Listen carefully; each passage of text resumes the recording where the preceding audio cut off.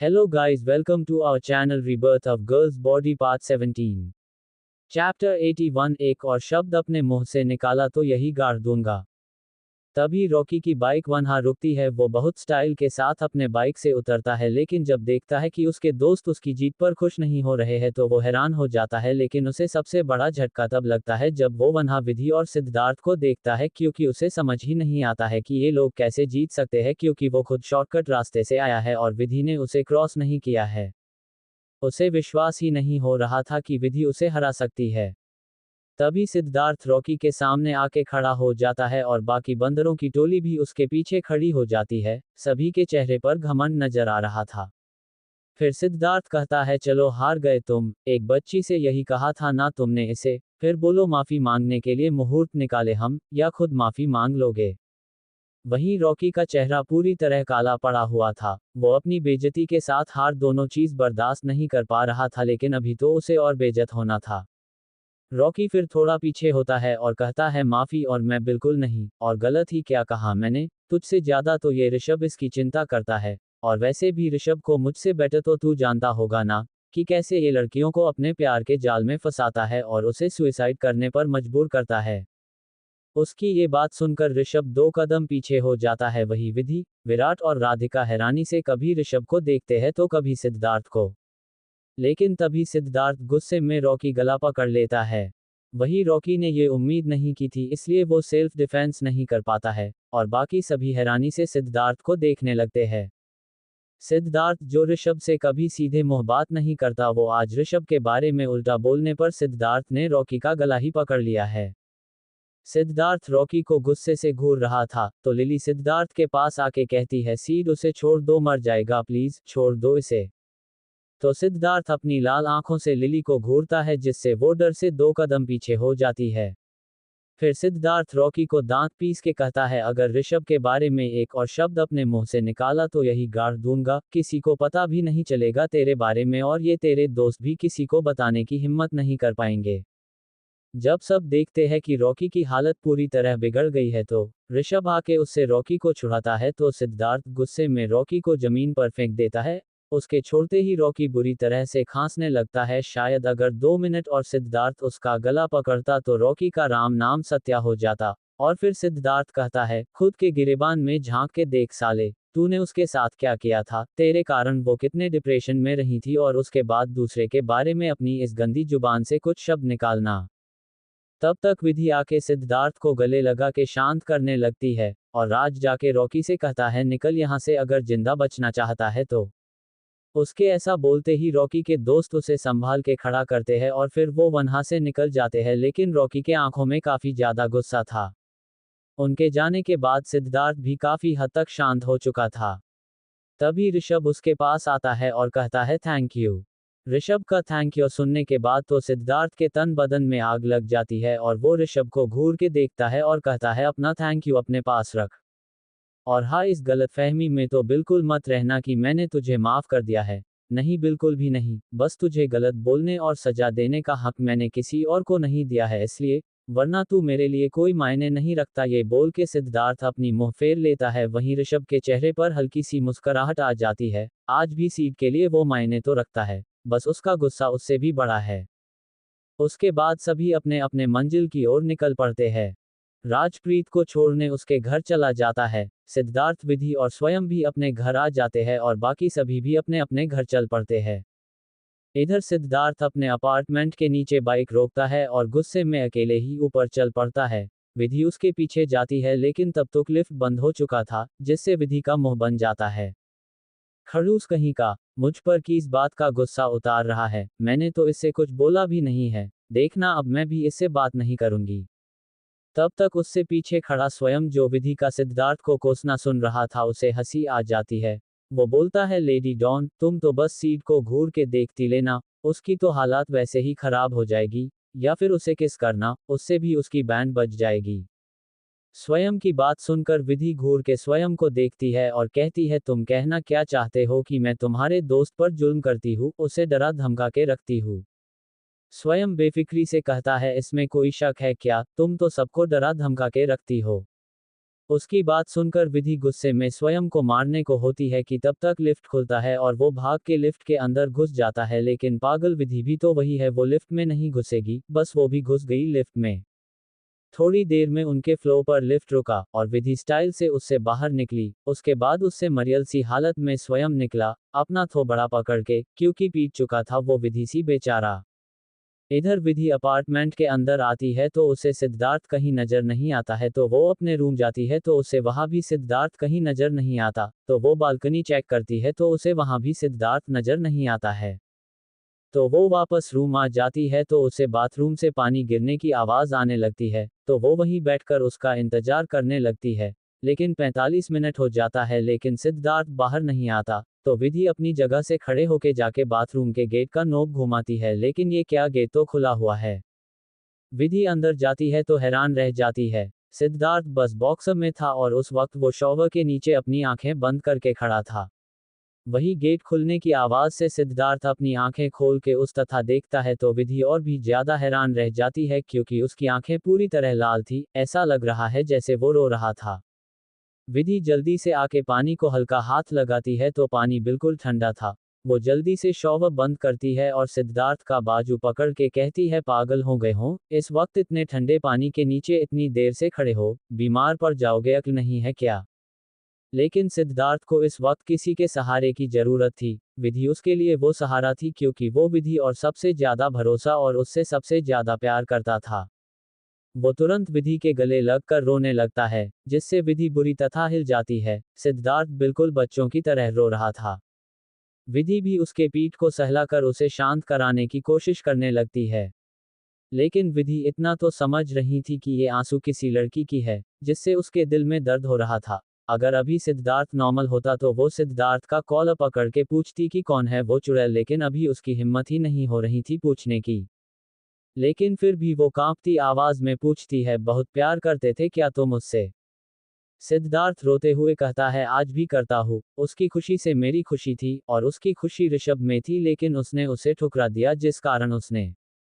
लेकिन तभी सिद्धार्थ को रियलाइज होता है कि वो क्या बोल रहा है, तो जल्दी से विधि से अलग होके रूम चला जाता है। वहीं उसके ऐसे बात को अधूरा छोड़ के जाने से विधि को और भी ज्यादा दुख होता है और उसके भी आंखों से आंसू निकल जाता है। और वो वही घुटनों के बल बैठ के रोने लगता है, क्योंकि उसे आज अपनी किस्मत पर ही रोना आ रहा था। वो सच में कितनी बुरी किस्मत के साथ पैदा हुई है।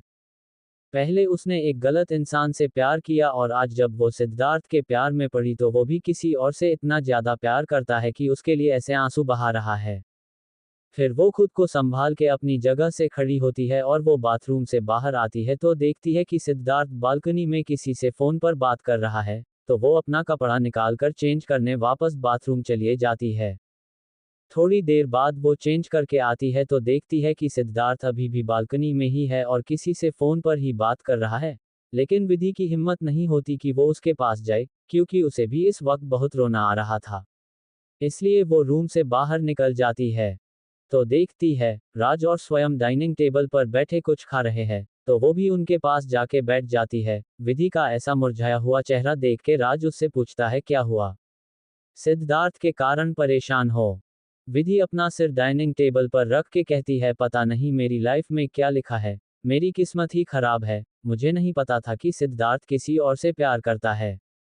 ये सुनकर राज और स्वयं हैरानी से विधि को देखने लगते हैं, क्या बोल रही है ये लड़की? फिर विधि देखती है कि स्वयं के सामने मैगी का बाउल रखा है, तो वो उसके सामने से बाउल छीन के अपने सामने करने लगती है और खाने लगती है। ये देख के स्वयं गुस्से से उसे घूरने लगता है, लेकिन विधि उसे रिटर्न एक लुक देती है तो स्वयं तुरंत भीगी बिल्ली बन जाता है और खुद उठ के किचन जाता है और अपने लिए दूसरे बाउल में मैगी ले आता है, क्योंकि उसे फिलहाल दोबारा नहीं पीटना था। मैगी ठूसने के बाद विधि फिर दुखी प्राणी की तरह सिद्धार्थ के रूम आती है, तो वो अभी भी बालकनी में था। ये देख विधि एक बार फिर दुखी होके उसके रूम से निकलकर अपने रूम में चली जाती है।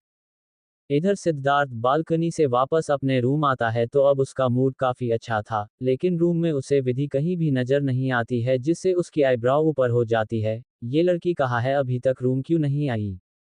फिर वो अपने रूम से बाहर आता है तो देखता है कि कोई भी हॉल में नहीं है। विधि भी कहीं नजर नहीं आ रही है, तो वो अपनी 2 उंगली से अपना माथा रगड़ता है। ओ जाने मन, क्या हुआ तुम्हें? फिर वो उसके रूम के तरफ देखता है और उसके रूम के तरफ बढ़ जाता है। लेकिन ये क्या रूम तो अंदर से बंद है। ये देख सिद्धार्थ अपने दांत पीस लेता है। यहाँ पहले ही दिमाग खराब है और ये लड़की पता नहीं ये क्यों अब लड़कियों जैसे नखरे दिखा रही है। लेकिन उसे लगता है कि विधि सो गई होगी, इसलिए वो गेट नॉक नहीं करता है और फिर वो अपने रूम वापस चला जाता है। इधर विधि अपने रूम में बेड पर पेट के बल लेटी हुई थी और खुद में ही बड़बड़ा रही थी। ये सिद्धार्थ मेहरा खुद को समझता क्या है। एक बार भी देखने नहीं आया कि मैं उसके रूम क्यों नहीं आई। हाँ क्यों आएगा वो, उसे क्या फर्क पड़ता है। वो तो अभी भी किसी और से प्यार करता है, लेकिन वो रो सुसाइड कर चुकी है ना। लेकिन उससे क्या होता, उसका प्यार तो अभी भी उसके लिए जिंदा है ना। ऐसे ही बड़बड़ाते हुए वो सो जाती है। चैप्टर 82 विधि इग्नो सिद्धार्थ। फिर वो उसके रूम के तरफ देखता है और उसके रूम के तरफ बढ़ जाता है। लेकिन ये क्या रूम तो अंदर से बंद है। ये देख सिद्धार्थ अपने दांत पीस लेता है। यहाँ पहले ही दिमाग खराब है और ये लड़की पता नहीं ये क्यों अब लड़कियों जैसे नखरे दिखा रही है। लेकिन उसे लगता है कि विधि सो गई होगी, इसलिए वो गेट नॉक नहीं करता है और फिर वो अपने रूम वापस चला जाता है। इधर विधि अपने रूम में बेड पर पेट के बल लेटी हुई थी और खुद में ही बड़बड़ा रही थी। ये सिद्धार्थ मेहरा खुद को समझता क्या है। एक बार भी देखने नहीं आया कि मैं उसके रूम क्यों नहीं आई। हाँ क्यों आएगा वो, उसे क्या फर्क पड़ता है। वो तो अभी भी किसी और से प्यार करता है, लेकिन वो रो सुसाइड कर चुकी है ना। लेकिन उससे क्या होता, उसका प्यार तो अभी भी उसके लिए जिंदा है ना। ऐसे ही बड़बड़ाते हुए वो सो जाती है।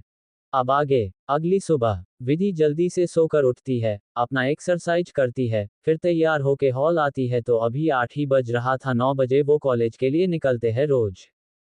उसे हॉल में ही स्वयं राज नजर आता है। वो राज के पास जाती है और कहती है, राज मुझे तुम्हारे बाइक की चाबी मिलेगी क्या।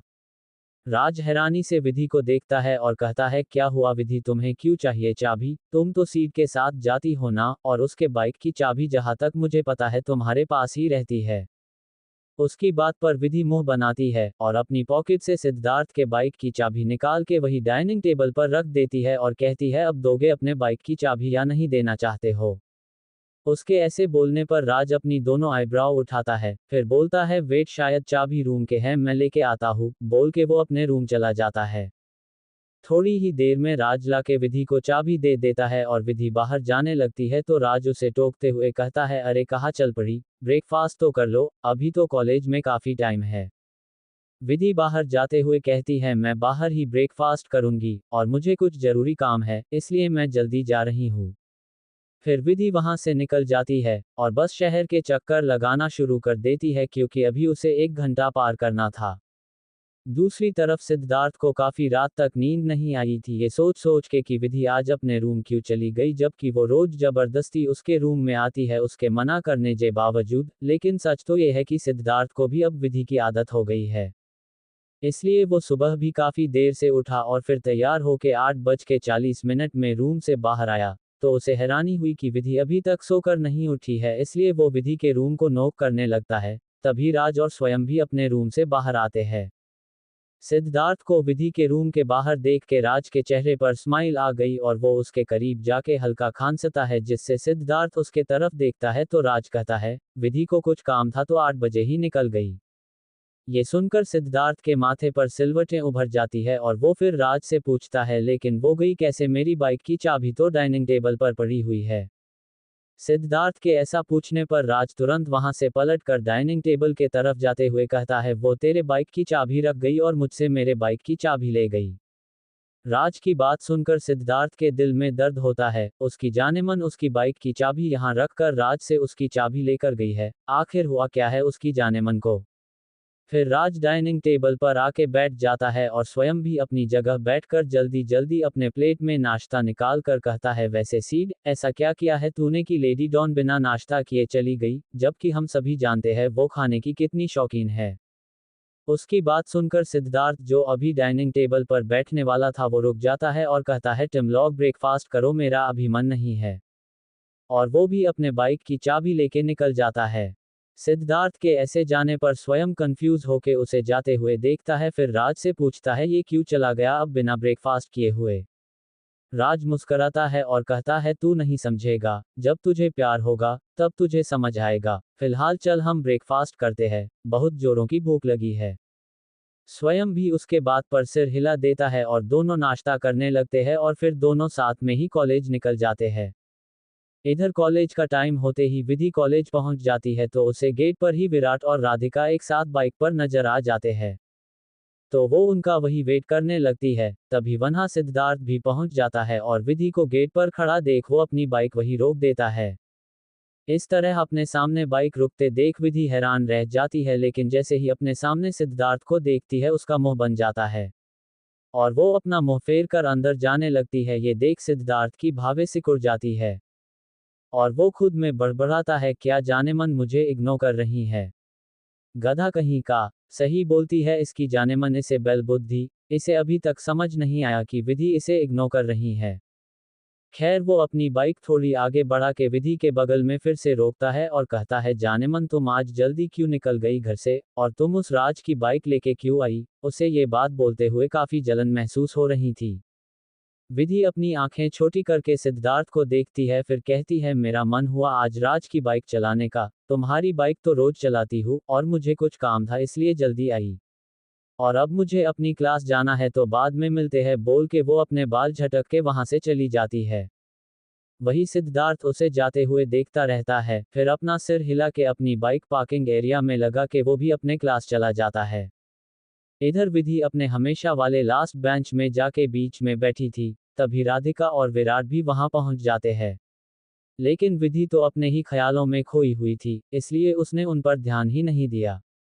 तो राधिका उसके पास आके उसे साइड हक करके कहती है, विधि तूने हमें बाहर देखा फिर भी तू हमारे बिना क्लास आ गई, यार वेट कर सकती थी ना। तो विधि उसके तरफ देख के कहती है, मैं तो वेट कर रही थी, लेकिन तभी वहां वो सिद्धार्थ मेहरा आ गया, इस कारण मुझे वहां से क्लास आना पड़ा। तो राधिका अपना सिर खुलाकर कहती है, कौन सिद्धार्थ मेहरा। उसकी बात पर विराट उसके सिर पर चपत लगाता है और कहता है, अबे ये सीट सर की बात कर रही है। तो राधिका अपना सिर सहलाने हुए कहती है, नहीं, ये उनके बारे में नहीं बोल रही है, सीट सर को तो ही सीट बेबी कहती है ना।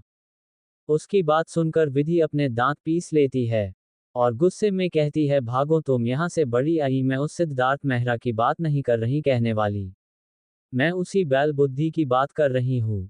राधिका और विराट हैरानी से उसे देखते हैं, फिर विराट पूछता है, क्या हुआ, तुम्हारी लड़ाई हुई है क्या, तुम सीट सर से इतनी चिढ़ क्यों रही हो।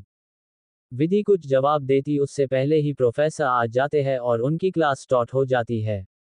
लेक्चर खत्म होने के बाद उनके प्रोफेसर अनाउंस करते हैं कि 6 दिन बाद आपके सेमेस्टर एग्जाम है। ये सुनकर सभी स्टूडेंट शॉक हो जाते हैं, क्योंकि ऐसे तुरंत नोटिस आ गया था एग्जाम का। किसी के साथ कभी ऐसा हुआ है क्या? मेरे साथ तो हुआ था। उसके बाद प्रोफेसर वहां से चले जाते हैं और राधिका और विराट भी भूल जाते हैं कि अभी थोड़ी देर पहले उनकी विधि से क्या बात हो रही थी। ब्रेक टाइम पर सभी कैंटीन जाने लगते हैं, लेकिन विधि जाने से मना कर देती है। तो राधिका उसका हाथ पकड़ के उसे खींचते हुए कहती है, यार चल ना विधि, बहुत भूख लगी है। भूख तो विधि को भी लगी थी, इसलिए वो भी आखिरकार उनके साथ जाने को तैयार हो जाती है। कैंटीन में सीनियर पहले ही पहुंचे हुए थे, स्वयं राज और प्रीत तो खा रहे थे, लेकिन सिद्धार्थ विधि का इंतजार कर रहा था, क्योंकि विधि ने भी सुबह ब्रेकफास्ट नहीं किया था। विधि जाके दूसरे टेबल पर बैठ जाती है, वही राधिका और विराट कभी विधि को देखते तो कभी दूसरे टेबल पर जिसमें बाकी सब थे। उन्हें समझ नहीं आता था कि वो कहाँ जाए। तब तक ऋषभ आके विधि के बगल में बैठ जाता है और फिर राधिका और विराट को देख के कहता है, क्या हुआ, तुम दोनों को नहीं बैठना क्या। तो दोनों भी आके बैठ जाते हैं, लेकिन यही देख के एक बार फिर सिद्धार्थ के तन बदन में आग लग जाती है। वहीं बाकी सब हैरानी से विधि को देखने लगते हैं, क्योंकि किसी को नहीं पता था कि विधि को क्या हुआ है। लेकिन राज धीरे से बड़बड़ाता है, चलो कुछ तो गुण है इसमें लड़कियों वाले। फिर सिद्धार्थ उठ के विधि के टेबल पर आता है, लेकिन उसके एक साइड ऋषभ और एक साइड राधिका थी। लेकिन राधिका जैसे ही सिद्धार्थ को देखती है वो अपनी जगह से उठने लगती है, तो विधि उसका हाथ पकड़ के उसे एक लुक देती है, जिससे वो वापस बैठ जाती है और लाचारी से सिद्धार्थ के तरफ देखती है। तो सिद्धार्थ फिर विधि के बिल्कुल सामने वाली चेयर पर बैठ जाता है और तब फिर राज को बोलता है खाने के लिए कुछ ऑर्डर करने के लिए। राज भी चुपचाप चला जाता है।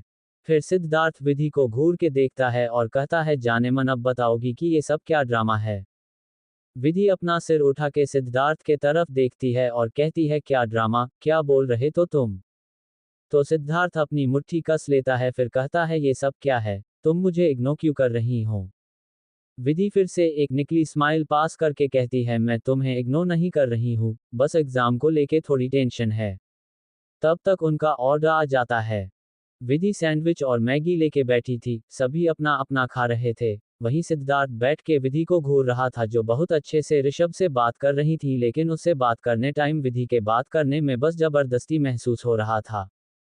तभी उनके टेबल पर दो लड़कियां आती है, दोनों ही शायद फर्स्ट सेमेस्टर की ही स्टूडेंट थी। वो आके सिद्धार्थ के पास खड़ी हो जाती है, और उसमें से एक लड़की शर्माते हुए सिद्धार्थ से पूछती है, सर वो हमें एग्जाम के लिए कोई टिप दे दीजिए। उसे देख के साफ पता चल रहा था कि वो बस सिद्धार्थ से बात करने के बहाने आई है।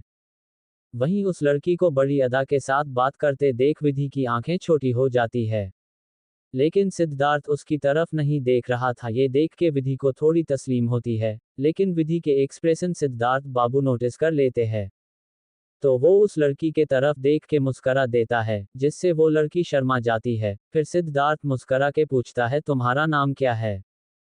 ये सुनते ही विधि के दिल में गुस्से की लहर दौड़ जाती है। वहीं बाकी सभी हैरानी से सिद्धार्थ को देखने लगते हैं कि कैसे आज ये किसी लड़की को रिप्लाई कर रहा है। फिर वो लड़की हल्का और शर्मा के कहती है, जी मेरा नाम रोशनी है। ये सुनकर विधि टेबल पर जोर से हाथ मारती है और कहती है, तुझे टिप चाहिए ना, तो सुन, 40 मार्क्स चाहिए ना पास होने के लिए, तो 45 पेज तो भर ही देना, भले ही गाना क्यों नहीं भर दे, टीचर को तुझ पर दया आ गई तो सभी पेज में 1 मार्क्स तो दे ही देंगे, तो तू पास हो जाएगी। और अब निकल यहाँ से, अगर अभी के अभी नहीं निकली यहाँ से तो तुझे रोशनी से अंधेरा बना दूंगी। वो ये सब एक ही सांस में बोलकर एक लंबी सांस लेती है, जिससे वो लड़की मुंह बनाकर वहां से चली जाती है, और सिद्धार्थ के चेहरे पर स्माइल आ जाती है, लेकिन वो जल्दी ही अपनी स्माइल छुपा लेता है। Chapter 83 ladies toilet. फिर वो लड़की हल्का और शर्मा के कहती है, जी मेरा नाम रोशनी है। ये सुनकर विधि टेबल पर जोर से हाथ मारती है और कहती है, तुझे टिप चाहिए ना, तो सुन, 40 मार्क्स चाहिए ना पास होने के लिए, तो 45 पेज तो भर ही देना, भले ही गाना क्यों नहीं भर दे, टीचर को तुझ पर दया आ गई तो सभी पेज में 1 मार्क्स तो दे ही देंगे, तो तू पास हो जाएगी। और अब निकल यहाँ से, अगर अभी के अभी नहीं निकली यहाँ से तो तुझे रोशनी से अंधेरा बना दूंगी। वो ये सब एक ही सांस में बोलकर एक लंबी सांस लेती है, जिससे वो लड़की मुंह बनाकर वहां से चली जाती है, और सिद्धार्थ के चेहरे पर स्माइल आ जाती है, लेकिन वो जल्दी ही अपनी स्माइल छुपा लेता है। अब आगे। फिर विधि राधिका और विराट को देख के कहती है, मेरा हो गया है, तुम लोगों को और रहना है यहाँ या क्लास चल रहे हों। उसके ऐसा कहने पर ऋषभ कहता है, अरे यार विधि, अभी तो बहुत टाइम है यार, रुको ना। विधि घूर के सिद्धार्थ के तरफ देखती है, फिर मुस्करा के ऋषभ के तरफ और बोलती है, सॉरी ऋषभ, लेकिन अब क्योंकि 6 दिन में एग्जाम है, लिए अब मैं टाइम वेस्ट नहीं करना चाहती। फिर वो वहां से जाने लगती है। राधिका और विराट भी जाने लगते हैं कि सिद्धार्थ उन्हें इशारा करके मना कर देता है और खुद विधि के पीछे चल देता है। विधि भी ध्यान नहीं देती है कि सिद्धार्थ उसके पीछे आ रहा है। जैसे ही वो लोग चलते चलते वॉशरूम के पास पहुंचते हैं, क्योंकि विधि वॉशरूम आ गई थी, सिद्धार्थ भी उसके पीछे लेडीज वॉशरूम घुस जाता है। सिद्धार्थ जैसे ही वॉशरूम घुसता है, विधि को पकड़ के दीवार से लगा देता है। पहले तो विधि के गुस्से का ठिकाना नहीं रहता, ये सोच कि किसकी हिम्मत हुई उसे हाथ लगाने की, लेकिन सिद्धार्थ के टच को महसूस करके वो शांत हो जाती है और बोलती है, अपना जेंडर भूल गए हों क्या जो लेडीज वॉशरूम आ गए हों। सिद्धार्थ विधि के गले पर हल्का किस करके कहता है, अब क्या करे, जब मेरी जानेमन मुझसे सबके सामने बात नहीं कर रही है तो मुझे उससे ऐसे ही अकेले मिलना पड़ेगा ना। उसके ऐसा करते ही विधि के बॉडी में सिरहंसी दौड़ जाती है। तभी वहां चीखने की आवाज सुनाई देती है, जिससे विधि सिद्धार्थ को धक्का दे देती है और सिद्धार्थ 2 कदम पीछे हो जाता है। और विधि सिद्धार्थ के पीछे देखती है तो एक लड़की वहां थी, जो शायद अभी अभी वॉशरूम उसे करके बाहर आई थी। और लेकिन उसकी नज़र मेन दरवाजे पर सिद्धार्थ और विधि पर पड़ जाती है और लड़के को देख उसकी चीख निकल गई थी। वहीं सिद्धार्थ कसकर अपनी आंखें बंद किए खड़ा था। वो लड़की भी घूर के सिद्धार्थ के पीठ को देख रही थी, वहीं विधि मुस्करा रही थी। उसे लगा अब सिद्धार्थ की बढ़िया बेइज्जती होगी। तभी वो लड़की सिद्धार्थ के पीछे आके खड़ी हो जाती है और कहती है, ओ हेलो, कौन हो तुम, और तुम कैसे आए यहाँ लेडीज वॉशरूम में। ये सुनते ही विधि की स्माइल और बड़ी हो जाती है। वहीं सिद्धार्थ उस लड़की की आवाज सुनकर पीछे मुड़ता है। सिद्धार्थ के पीछे मुड़ते ही उस लड़की के हाव भाव तुरंत बदल जाते हैं। और उस लड़की के चेहरे पर एक प्यारी सी स्माइल आ जाती है। ये देख विधि गुस्से में अपने दांत पीस लेती है। तभी वो लड़की एकदम नजाकत से बोलती है, सीड सर आप यहाँ गलती से आ गए क्या? ये सुनकर तो विधि की आंखें छोटी हो जाती है। ये क्या कोई अनपढ़ है जो इसे बाहर लेडीज टॉयलेट लिखा नहीं समझ आया और यहाँ गलती से चला आया? सिद्धार्थ भी मुस्करा के कहता है, नहीं वो मुझे मेरी दोस्त से कुछ जरूरी बात करनी थी इसलिए ध्यान ही नहीं रहा और मैं अंदर चला आया। ये सुनकर उस लड़की का ध्यान विधि पर जाता है तो वो गुस्से से विधि को देखने लगती है। भाई पूरी कॉलेज की सभी लड़की का क्रश है सिद्धार्थ और वो यहाँ विधि के इतने करीब था तो उससे जलना तो बनता है ना। फिर सिद्धार्थ विधि के तरफ मुड़ के कहता है, मुझे मेरे सवालों के जवाब चाहिए इसलिए मुझसे तुम बाद मिलना। लेकिन सिद्धार्थ को नहीं पता था उसने विधि को और भी ज्यादा गुस्सा दिला दिया है उसे अपनी दोस्त बोल के। विधि गुस्से में सिद्धार्थ के करीब आती है और एक पंच जड़ देती और उसे पेट में और फिर उंगली दिखा के कहती है, दिख मत जाना मुझे फिर नहीं तो तुम्हारा कचूमर बना दूंगी। वही वो लड़की अपनी आंखें बड़ी किए विधि को देख रही थी क्योंकि उसमें सिद्धार्थ को मारा लेकिन सिद्धार्थ ने उसे उल्टा कोई जवाब नहीं दिया बल्कि अपना पेट पकड़ के बस विधि को देख रहा है कंफ्यूज होके। फिर विधि ही वहां से निकल जाती है। उसके निकलते ही सिद्धार्थ भी उसके पीछे निकल जाता है लेकिन विधि उसे कहीं नजर ही नहीं आती तो वो खुद से बोलता है, यार ये मिस्टर इंडिया कैसे बन गई, कहाँ गायब हो गई इतनी जल्दी। फिर वो भी अपने क्लास चला जाता है।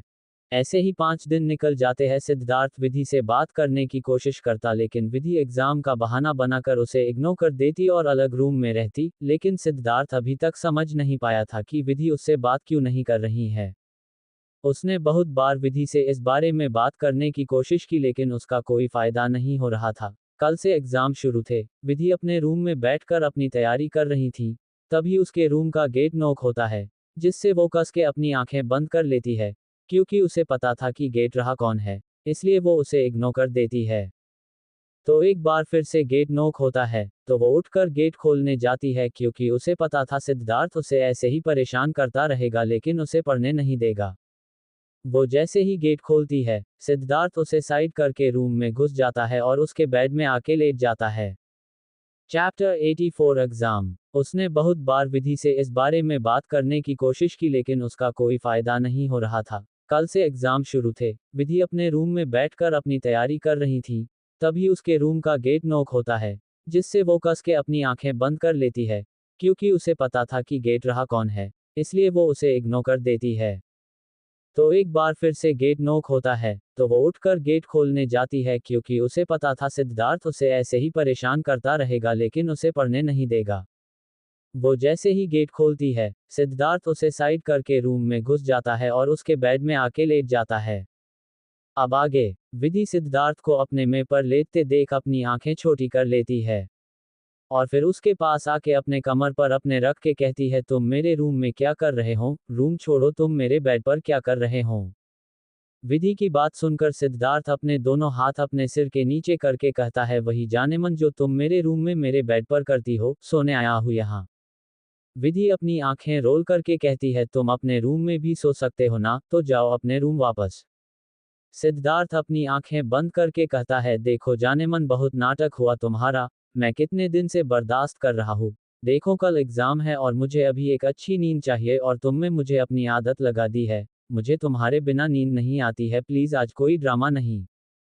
ये सुनते ही विधि का गुस्सा फिर से ट्रिगर हो जाता है, मतलब ये बस इसलिए आ गया है क्योंकि इसे मेरी आदत हो गई है, इसे बाकी किसी बात से मतलब नहीं है। विधि गुस्से में सिद्धार्थ को कहती है, तुम निकलो अभी के अभी मेरे रूम से, नहीं तो मुझसे बुरा कुछ नहीं होगा। लेकिन तभी सिद्धार्थ उसका हाथ पकड़ के उसे खींच लेता है जिससे वो सिद्धार्थ के ऊपर गिर पड़ती है। विधि गुस्से में सिद्धार्थ के सीने पर पंच मारकर कहती है, तुम पागल इंसान, ये कौन सा तरीका है।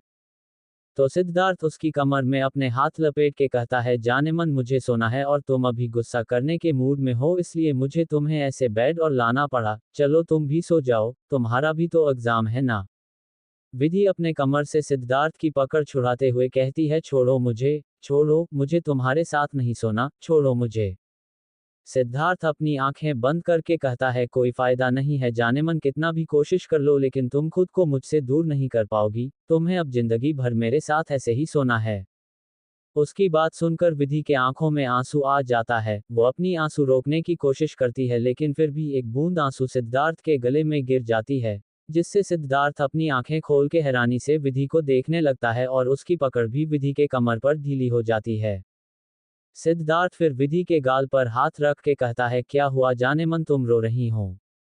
विधि सिद्धार्थ का हाथ अपने गाल से हटा के उसके ऊपर से उठकर बगल में बैठ जाती है, तो सिद्धार्थ भी उठ के उसके बगल में बैठ जाता है और विधि को अपनी तरफ घुमा के कहता है, बोलो ना जाने मन, क्या हुआ है तुम्हें? क्यों तुम कुछ दिनों से इस तरह बिहेव कर रही हो? विधि अपना मुंह फेर के कहती है, मुझसे बात मत करो, मुझे तुमसे कोई बात नहीं करनी है, और तुम जाओ यहाँ से। सिद्धार्थ कुछ सोच के कहता है, ठीक है, नहीं बात करनी, मत करो, लेकिन प्लीज सो जाओ अभी, प्लीज। विधि भी अब कुछ नहीं बोलती है क्योंकि सोई तो वो भी नहीं थी कुछ दिनों से अच्छे से। इसलिए वो बेड के एक साइड पर आके लेट जाती है। ये देख सिद्धार्थ अपना सिर हिलाता है और उसके करीब आके उसकी कमर में हाथ डालकर इसे अपने करीब कर लेता है और कहता है, प्लीज अभी और कुछ नहीं। तो विधि भी कुछ नहीं कहती है और पूरे 6 दिन बाद दोनों एक अच्छी नींद लेते हैं। लेकिन अगली सुबह भी जब सिद्धार्थ की नींद खुलती है तो वो खुद को अकेला पाता है, तो वो वहां से निकलकर अपने रूम जाता है लेकिन विधि उसे कहीं नजर नहीं आती है। सिद्धार्थ फ्रेश होके बाहर आता है तो राज और स्वयं दोनों ही उसे हॉल में मिल जाते हैं, तो वो एक चेयर पर बैठते हुए पूछता है, जाने मन कहाँ है? राज अपने प्लेट से एक बाइट लेते हुए कहता है, वो तो आज भी जल्दी चली गई है, लेकिन आज ब्रेकफास्ट करके गई है। दूसरी तरफ विधि कॉलेज पहुंचती है। क्योंकि वो 10 मिनट जल्दी आ गई थी तो वो वही राधिका का वेट करने लगती है। थोड़ी ही देर में राधिका और विराट वहां पहुंच जाते हैं। राधिका जैसे ही विधि को देखती है भाग के उसके पास आती है और कहती है, विधि तुझे कुछ पता चला? विधि अपनी आईब्राव ऊपर करके पूछती है, ऐसी कौन सी बात है जो मुझे पता चलनी चाहिए? राधिका कहती है, नहीं ऐसी कोई बात नहीं है जो तुम्हें पता होनी चाहिए, बस मैं तो ऐसे ही तुम्हें बता रही थी कि वो जो स्नेहा है ना, अपनी क्लास में सुनने में आया है 2-3 दिन से कहीं गायब है। उसके पेरेंट्स ने पुलिस कंप्लेन भी की है। विधि हैरानी से राधिका को देखने लगती है, क्या सच में वो गायब है? लेकिन कहाँ गई वो? राधिका मुंह बना के बोलती है, मुझे क्या पता, मैं कौन सी उसकी असिस्टेंट हूँ। तभी तक विराट आके कहता है, अरे 2 दिन पहले वो क्लब गई थी, सुना है उसके बाद वो वापस घर ही नहीं गई। कहीं पीकर पड़ी होगी या अपने किसी दोस्त के साथ होगी। तो विधि कहती है, छोड़ो यार, अपने ही लाइफ में इतने प्रॉब्लम है, क्यों किसी और कर बातों में अपना सिर फोड़ना। फिर वो एग्जाम देने अपने अलॉटेड रूम में चले जाते हैं। एग्जाम के बाद सभी बाहर आते हैं, सीनियर भी उन्हें मिलते हैं, लेकिन उसमें से सिद्धार्थ गायब था। तो विधि राज से पूछती है, तुम्हारा वो दोस्त कहीं नजर नहीं आ रहा है? तो राज कहता है, मुझे क्या पता यार, कभी तुम पूछती हो वो कहाँ है तो कभी वो पूछता है कि तुम कहाँ हो, मैं क्या कोई तुम दोनों का मैसेंजर हूँ? उसकी बात पर विधि अपना मुंह बना लेती है। फिर सभी अपने अपने घर चल देते हैं। दूसरी तरफ एक सुनसान जगह पर पुरानी बंद फैक्ट्री थी, जिसके बाहर कुछ लोग थे, शायद वो वन्हा पहरा दे रहे थे। उसी फैक्ट्री के अंदर पूरा अंधेरा छाया हुआ था और उसी अंधेरे में एक लड़की बंद थी, उसे देख के लग रहा था जैसे वो बेहोश है। चैप्टर 85, तुम्हें विधि मिल जाएगी और मुझे सीड। फिर वो एग्जाम देने अपने अलॉटेड रूम में चले जाते हैं। एग्जाम के बाद सभी बाहर आते हैं, सीनियर भी उन्हें मिलते हैं, लेकिन उसमें से सिद्धार्थ गायब था। तो विधि राज से पूछती है, तुम्हारा वो दोस्त कहीं नजर नहीं आ रहा है? तो राज कहता है, मुझे क्या पता यार, कभी तुम पूछती हो वो कहाँ है तो कभी वो पूछता है कि तुम कहाँ हो, मैं क्या कोई तुम दोनों का मैसेंजर हूँ? उसकी बात पर विधि अपना मुंह बना लेती है। फिर सभी अपने अपने घर चल देते हैं। दूसरी तरफ एक सुनसान जगह पर पुरानी बंद फैक्ट्री थी, जिसके बाहर कुछ लोग थे, शायद वो वन्हा पहरा दे रहे थे। उसी फैक्ट्री के अंदर पूरा अंधेरा छाया हुआ था और उसी अंधेरे में एक लड़की बंद थी, उसे देख के लग रहा था जैसे वो बेहोश है। अब आगे। तभी उस फैक्ट्री के बाहर एक कार आकर रुकती है, तो वहां मौजूद एक आदमी जल्दी से जाके उस कार का गेट खोलता है और उससे एक आदमी बाहर निकलता है, जो पूरी तरह काले कपड़े में थे। उसके बॉडी का कोई भी पार्ट नजर नहीं आ रहा था क्योंकि उसके हाथ में ग्लव्स था और चेहरे पर मास्क, आंखों में काला चश्मा। उस आदमी को देख सभी अपना सिर झुका लेते हैं। फिर वो आदमी अपने बगल वाले आदमी जिसने उसकी कार का गेट खोला था, उससे पूछता है, उस लड़की की हालत कैसी है?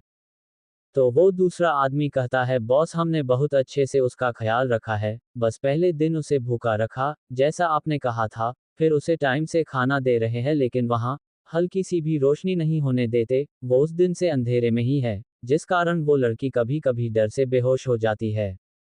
तो वो पहले वाला आदमी कहता है, गुड, बहुत बढ़िया, तुम्हें मैं इसके लिए तुम्हारी फैमिली के साथ ऊटी घूमने भेजूंगा, मस्त एंजॉय करना। जिससे दूसरा वाला आदमी खुश होके कहता है, सच बॉस, वाह, आज ही ये खुशखबरी मैं अपनी घरवाली को दूंगा, वो तो खुशी से नाचने ही लगेगी। तो वो पहले वाला आदमी कहता है, साले अपनी घरवाली को कभी कभी घुमा लिया कर ताकि हमेशा खुश होती रहे। वो आदमी अपना सर खुजाते हुए कहता है, सर हमेशा आपके जैसे बड़े दिल वाले क्लाइंट कहाँ मिलते हैं हमें, जो ऐसे टूर पर भेजे। तो वो पहले वाला आदमी बोलता है, चल चल ठीक है, अंदर चलते हैं, पहले उस लड़की से तो मिल ले। फिर वो दोनों अंदर जाते हैं, अंदर अभी भी पूरा अंधेरा था, वहां पर एक लाइट ऑन किया जाता है जो सीधे उस लड़की के चेहरे पर पड़ रहा था।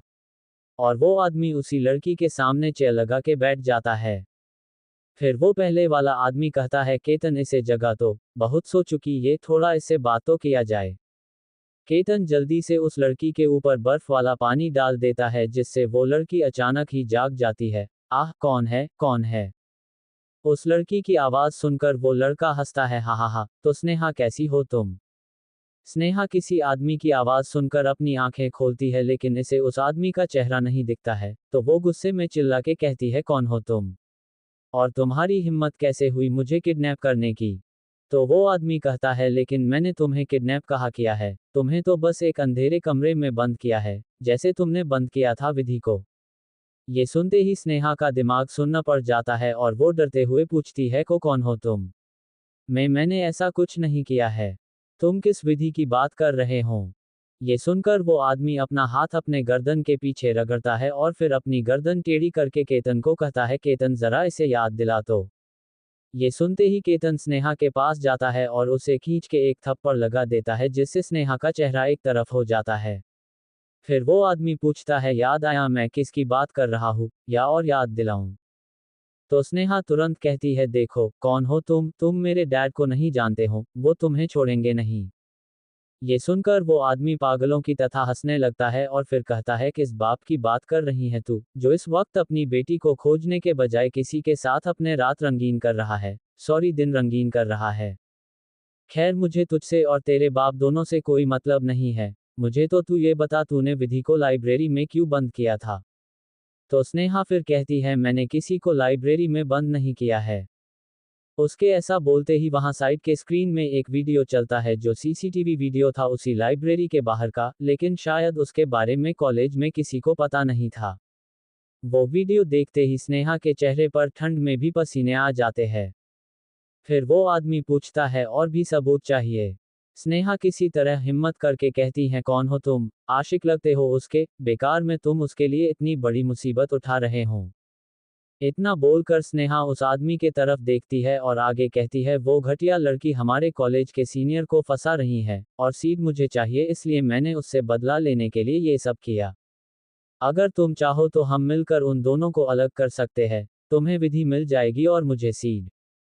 स्नेहा के इतना बोलते ही वो आदमी स्नेहा का गला पकड़ लेता है और कहता है, हाथ नहीं उठाता मैं लड़कियों पर क्योंकि उसे नहीं पसंद, अगर मैं पहले वाला इंसान होता तो अभी तक तू इस दुनिया में नहीं होती, लेकिन बस उसे नहीं पसंद कि लड़के लड़कियों पर हाथ उठाए, इसलिए तू सही सलामत है, लेकिन तू तो उसके बारे में ही बुरा बोलने लगी।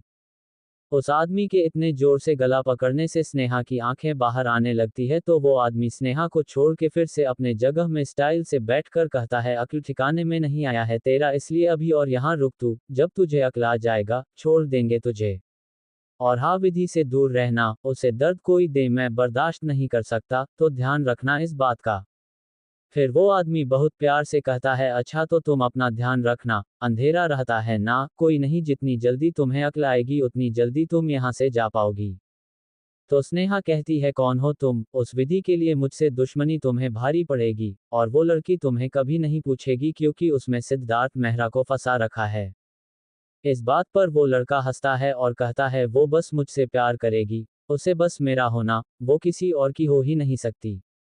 उसकी आंखें बस मुझे देखेगी, उसकी जुबान पर बस मेरा नाम होगा, और तुम्हें इस बात की चिंता करने की जरूरत नहीं है। मैं जानता हूँ मुझे इसके लिए क्या करना है, जो वो बस मुझे प्यार करे, क्योंकि उसकी किस्मत में बस एक लड़के का नाम है और वो नाम मेरा है। फिर वो पीछे मुड़ते हुए कहता है, अपना ध्यान रखना, और कोशिश करना जल्दी अक्ल ठिकाने आए तुम्हारा, क्योंकि मैं और कोई तरीका अपनाना नहीं चाहता, बस तुमने उसे बंद किया तो मैंने तुम्हें बंद कर दिया अंधेरे कमरे में हिसाब बराबर। दूसरी तरफ विधि अपार्टमेंट आती है, लेकिन सिद्धार्थ उसे वहां भी नहीं मिलता है, तो वो राज से पूछती है, सीड बेबी कहाँ है, कुछ बताओगे? तो राज मासूमियत से कहता है, तुमने मेरे दोस्त का इतना दिल दुखाया है कि बेचारा कहीं जाके रो रहा होगा। आज सुबह से ही उसका मूड सही नहीं था, क्योंकि तुम आज भी उसके बाद कॉलेज चली गई थी।